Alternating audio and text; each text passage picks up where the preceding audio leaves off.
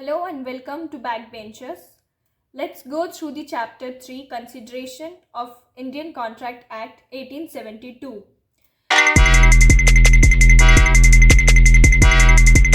So what is consideration? When at the desire of the promiser, the promisee or any other person has done or abstained from doing or does or abstain from doing or promises to do or abstain from doing something. Such an act or absistence or promise is called consideration for the promise, which means consideration may be past, present or future. Means abstain from doing, present, done, past, or does is future. Consideration is like a prize for the other party, and it may be in the form of benefits of the party. Next up, we have essentials of valid consideration. First one is, it must move at the desire of the promiser. It got a famous case law, that is Durga Prasad versus Baldev. So what does this mean? Consideration must offered by the promisee or third party at the request of the promiser. For example, you save the good of X from fire without being asked. Now you can't demand any reward for your service because your act was done voluntarily. Next up is, it must move from the promisee or any other person. It got a famous case law, that is Chinnaiya versus Ramaiya, which means in India, consideration may proceed from the promisee or any other person who is not the part of the contract. Okay. The next point is, consideration may be past, present or future. As I said before, consideration may be done in the past, maybe in the present, or maybe is about to going done in the future. So take an example. A cash shell is a present consideration.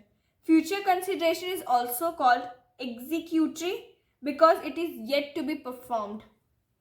The next is, it need not be adequate, which means it must be having some value, but consideration need not be any particular value. Next topic we get here is stranger to consideration and contract. So stranger to consideration में क्या होता है? Third party cannot enforce contract और consideration सिर्फ promisee ही दे सकता है. But in stranger to contract, third party can't be sued, but exceptional case में third party contract enforce कर सकता है वो पार्टी जो contract का part नहीं है.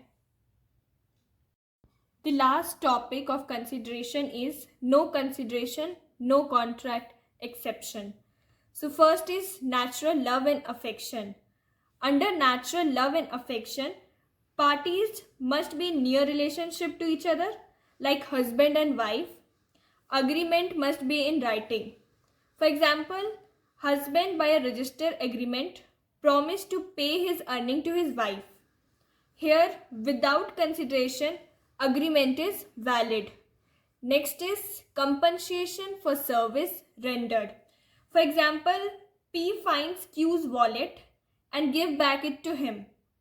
Now Q promised that he will pay 10,000 to P. So the contract is valid and compensation for past service is done. Time barred debt. Even after time lapse of time, if somebody promised to pay time barred debt, it is valid even without consideration. In case of complete gift, we don't require any consideration or we don't need to create any contract because gift is given out of love and affection. Next is agency. In case of agency, no consideration is necessary to create an agency, which means agency here is agent you appoint for your work. And last we got is charity and bailment. For charity, we don't require any sort of consideration, as well as for bailment, we don't require any consideration or contract, because In charity, when you give donation for any work or something, you don't make contract, right? And in bailment, consideration is not required, which means suppose you give the key of the car to your friend and the possession of car is with your friend, but the ownership is not transferred. So you don't require any contract here. Later on, he will hand over the key back to you. So with this, we end the chapter consideration. My Telegram channel link will be in my description. Join it for the notes. Keep reading and do like, share, subscribe the channel for more topics. Thank you.